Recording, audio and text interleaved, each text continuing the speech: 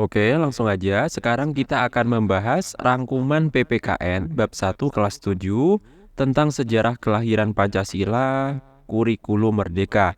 Oke, tanpa banyak basa-basi langsung saja kita masuk ke materinya. Oke, kita mulai dari pembahasan tentang latar sejarah kelahiran Pancasila. Oke, mari kita bahas latar sejarah kelahiran Pancasila. Nilai-nilai Pancasila telah menjadi bagian dari kehidupan masyarakat di wilayah Indonesia sejak zaman dahulu. Oleh karena itu, pemahaman mengenai kehidupan bangsa Indonesia di masa lampau diperlukan sebelum mempelajari sejarah kelahiran Pancasila. Periode sejarah Indonesia. Kehidupan bangsa Indonesia di masa lampau dapat dibagi menjadi beberapa periode, yaitu nomor 1, masa sejarah awal, nomor 2, masa kerajaan Nusantara, nomor 3, masa penjajahan, dan nomor 4, masa kebangkitan nasional. Oke, berikut ini akan dibahas satu persatu periode tersebut. Nah, sekarang kita masuk ke bagian masa sejarah awal. Nilai ketuhanan pada masa sejarah awal. Pada masa prasejarah sebelum abad ketiga Masehi, nilai ketuhanan terlihat pada sarana upacara keagamaan seperti nekara atau gong perunggu yang ditemukan di berbagai tempat, mulai dari Sumatera hingga Alor, Nusa Tenggara Timur. Nilai kemanusiaan dan persatuan pada masa sejarah awal. Nilai kemanusiaan dan persatuan tercermin dari lukisan gua di Wamena, Papua, Leang-Leang, Sulawesi Selatan, dan di pedalaman Kalimantan. Nilai kemanusiaan juga terwujud melalui patung-patung purba di Lembah Bada, Sulawesi Tengah, dan Gunung Dempo, Sumatera Selatan, serta semakin berkembang setelah adanya prasasti batu bertulis. Nilai persatuan, kerakyatan, dan keadilan pada masa sejarah awal. Sekitar abad kelima, berdiri Kerajaan Tarumanegara di Jawa Barat, Kerajaan Kutai di Kalimantan Timur, dan Kerajaan Kalinga di Jawa Tengah. Kerajaan-kerajaan tersebut meninggalkan prasasti batu bertulis yang menunjukkan ketentraman sebagai penanda nilai persatuan, kerakyatan, dan keadilan sosial. Oke, itu tadi adalah pembahasan masa sejarah awal. Sekarang kita lanjutkan ke bagian selanjutnya, yaitu masa kerajaan Nusantara. Perkembangan kerajaan Nusantara. Kemakmuran bangsa Indonesia semakin meningkat pada akhir abad ke-7. Di Sumatera, muncul kerajaan besar Sriwijaya, disusul oleh Wangsa Sanjaya dan Sailendra di Jawa. Kedua kerajaan tersebut, yang dimaksud kedua kerajaan ini adalah kerajaan Wangsa Sanjaya dan Sailendra. Kedua kerajaan tersebut membangun Candi Borobudur sebagai candi umat Buddha terbesar di dunia, serta Candi Prambanan sebagai candi umat Hindu. Candi-candi tersebut menunjukkan adanya nilai-nilai ketuhanan, kemanusiaan, persatuan, kerakyatan, dan keadilan sosial yang kuat. Munculnya kerajaan Islam. Setelah itu, muncul kerajaan-kerajaan Islam seperti Samudra Pasai, Demak, dan Ternate. Agama Islam dan bahasa Melayu berkembang ke seluruh Nusantara. Budayawan W.S. Rendra tahun 1935 sampai 2009 menyebut zaman Demak sebagai zaman Renaissance atau kebangkitan Nusantara. Nilai Pancasila pada masa kerajaan Nusantara. Pada masa kerajaan-kerajaan Nusantara yang sangat makmur tersebut, nilai ketuhanan dan keadilan sosial sangat menonjol, diikuti perkembangan nilai kemanusiaan, persatuan, dan kerakyatan. Oke, sekarang kita lanjutkan ke bagian selanjutnya, kita masuk ke masa penjajahan. Oke, mari kita bahas latar belakang penjajahan di Indonesia. Kemakmuran negeri ini mengundang bangsa asing untuk berdagang yang kemudian berkembang menjadi penjajahan. Bangsa Portugis, Spanyol, Inggris, dan Belanda secara berturut-turut melakukan penjajahan dengan Belanda menjajah selama kurang lebih 350 tahun. Perlawanan terhadap penjajahan. Berbagai perlawanan terhadap penjajahan terjadi di berbagai daerah, antara lain perlawanan di Sumatera dilakukan oleh Sultan Iskandar Muda, Sultan Badarudin, Sisingamangaraja, Imam Bonjol dalam Perang Padri tahun 1803 sampai 1837, Cut Nyak dalam Perang Aceh tahun 1873 sampai 1904. Perlawanan di Jawa, ada Perang Diponegoro tahun 1825 sampai 1830. Selanjutnya perlawanan di wilayah timur Indonesia, ada di Maluku dilakukan oleh Patimura, di Bali perlawanan Jelantik, di Kalimantan perlawanan Pangeran Antasari, di perairan Maluku dan Papua perlawanan oleh Sultan Babulah. Oke. Selanjutnya untuk perlawanan di wilayah perairan, ada di Selat Malaka, perlawanan dilakukan oleh Hang Tuah, di Laut Sulawesi dan Laut Jawa, perlawanan oleh Sultan Hasanuddin. Nilai Pancasila pada masa penjajahan. Nah, perlawanan-perlawanan tersebut mencerminkan nilai-nilai ketuhanan, kemanusiaan, dan persatuan. Oke, kita lanjut ke bagian berikutnya. Kita masuk ke masa kebangkitan nasional. Kebangkitan gerakan politik di Indonesia. Memasuki abad ke-20, muncul berbagai gerakan politik di Indonesia. Beberapa gerakan politik yang muncul antara lain, nomor 1 ada Budi Utomo yang diprakarsai oleh Wahidin Sudirohusodo, berdiri pada tanggal 20 Mei 1908. Nomor 2 ada Sarekat Islam yang dipimpin oleh Cokro Aminoto.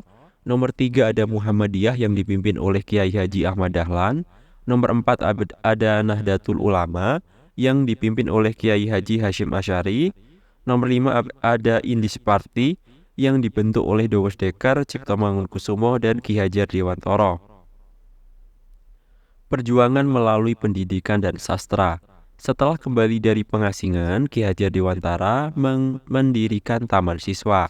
Perjuangan melalui karya sastra juga muncul, di antaranya karya Abdul Muiz, Marah Rusli, dan para penulis Balai Pustaka. Puncak gerakan nasional dan pendirian Partai Nasional Indonesia. Puncak dari gerakan-gerakan pada masa kebangkitan nasional adalah Sumpah Pemuda pada tanggal 28 Oktober 1928, saat para pemuda bersumpah untuk bertumpah darah, berbangsa, dan berbahasa yang satu, yakni Indonesia. Ir Soekarno kemudian mendirikan Partai Nasional Indonesia. Jepang mulai menjajah. Pada tahun 1942, Jepang datang dan menggantikan Belanda sebagai penjajah. Indonesia terus berjuang melawan penjajah tersebut. Nilai Pancasila pada masa kebangkitan nasional. Perjuangan untuk merdeka merupakan perwujudan dari nilai kemanusiaan dan persatuan. Oke, sekarang kita lanjutkan ke bagian selanjutnya. Kita masuk ke bagian kelahiran Pancasila. Latar belakang pembentukan BPUPK. Jepang yang tengah berperang melawan pasukan sekutu dalam Perang Dunia II berada dalam posisi terdesak. Oleh karena itu, Jepang berupaya merangkul bangsa Indonesia agar terus mendukungnya. Pembentukan BPUPK. Untuk mencapai tujuan tersebut, Jepang membentuk sebuah lembaga yang dinamai Badan Penyelidik Usaha-Usaha Persiapan Kemerdekaan atau yang disingkat BPUPK. Lembaga ini bertugas menyusun rencana dan mempersiapkan segala hal yang diperlukan untuk mewujudkan kemerdekaan Indonesia. Peran penting BPUPK. BPUPK merupakan lembaga yang menjadi tempat kelahiran Pancasila. Oke, kita lanjutkan ke bagian berikutnya. Kita masuk ke bagian merancang dasar negara. Pendirian BPUPK. BPUPK didirikan pada 29 April 1945 dengan pimpinan Rajiman Widyodiningrat. Keanggotaannya berjumlah 69 orang yang terdiri atas berbagai suku bangsa di Indonesia, wakil suku keturunan asing, dan wakil Jepang. Peresmian dan lokasi BPUPK. Peresmian BPUPK dilaksanakan pada 28 Mei 1945. Kantor BPUPK berlokasi di Gedung Chuo Sangliin yang kini menjadi Gedung Pancasila di Kementerian Luar Negeri Jakarta. Sidang pertama BPUPK.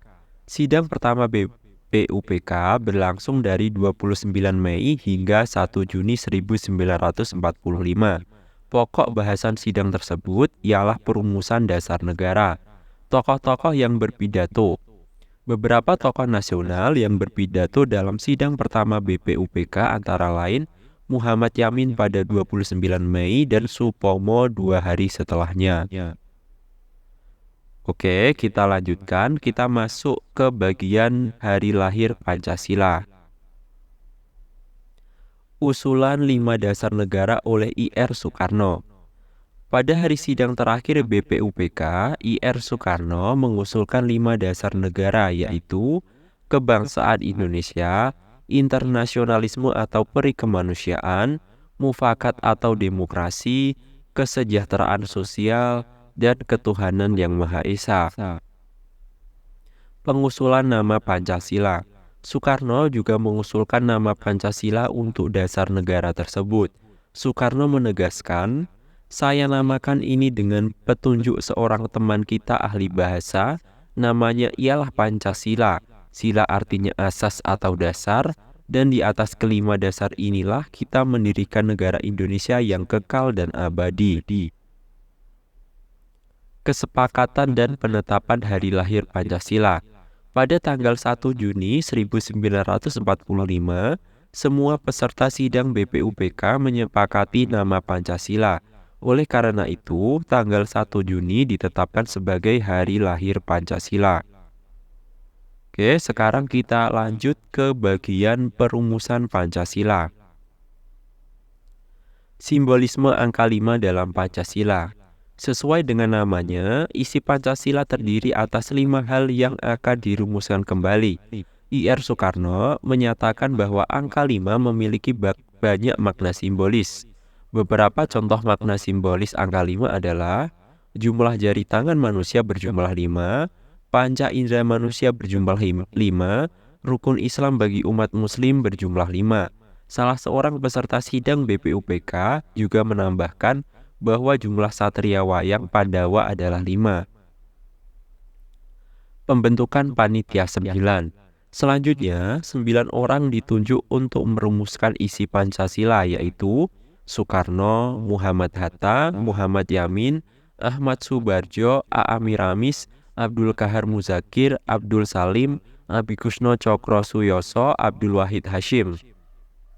Panitia tersebut dinamakan Panitia 9 karena beranggotakan 9 orang. Soekarno ditunjuk sebagai ketua dan Hatta sebagai wakil ketua. Pada bulan Juni, anggota Panitia 9 melakukan diskusi intensif hingga mencapai rumusan akhir pada tanggal 22 Juni 1945. Oke, sekarang kita masuk ke bagian diskusi perumusan Pancasila. Pandangan berbasis agama.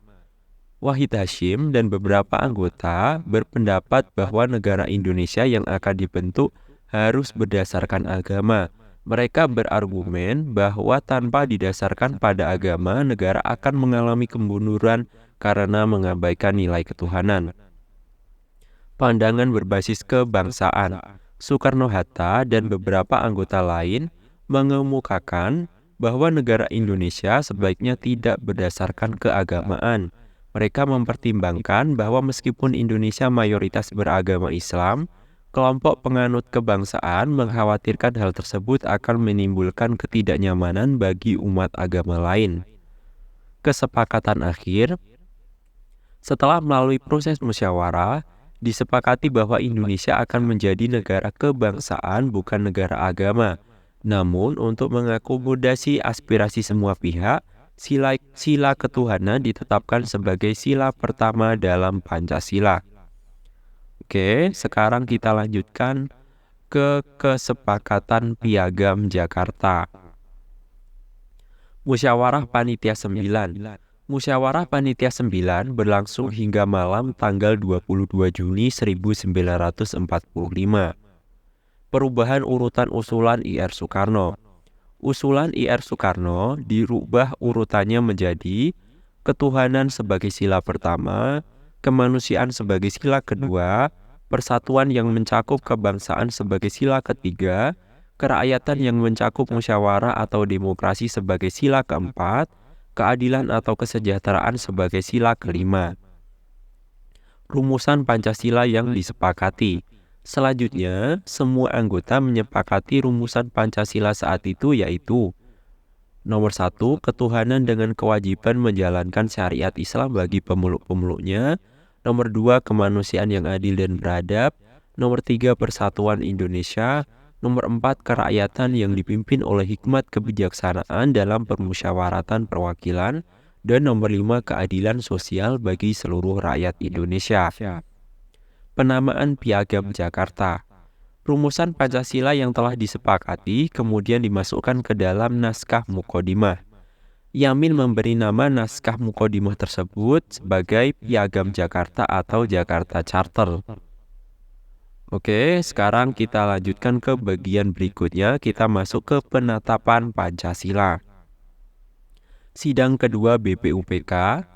BPUPK mengadakan sidang kedua pada tanggal 10 sampai 14 Juli 1945 di Pejambon, Jakarta.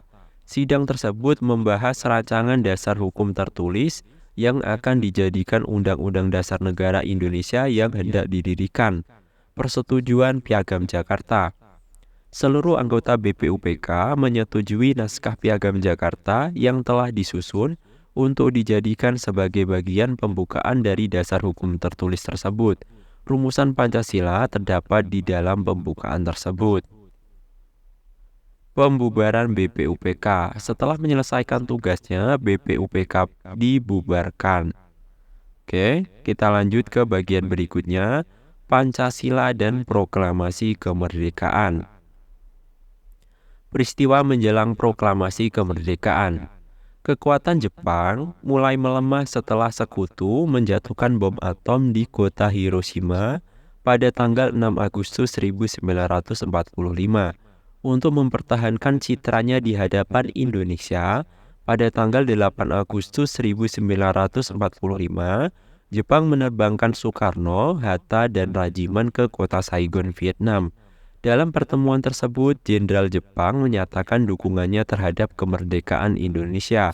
Jenderal Jepang menyampaikan bahwa Indonesia dapat merdeka setelah tanggal 24 Agustus 1945. Pembentukan PPKI. Pada saat pertemuan dengan Jepang di Vietnam, juga disepakati pembentukan Panitia Persiapan Kemerdekaan Indonesia atau yang disingkat PPKI sebagai pengganti BPUPK. Soekarno ditunjuk sebagai ketua PPKI dan Hatta sebagai wakilnya.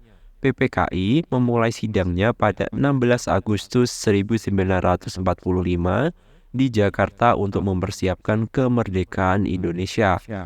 Namun, para tokoh pemuda seperti Wikana dan Khairul Saleh mendesak agar kemerdekaan Indonesia segera diproklamasikan.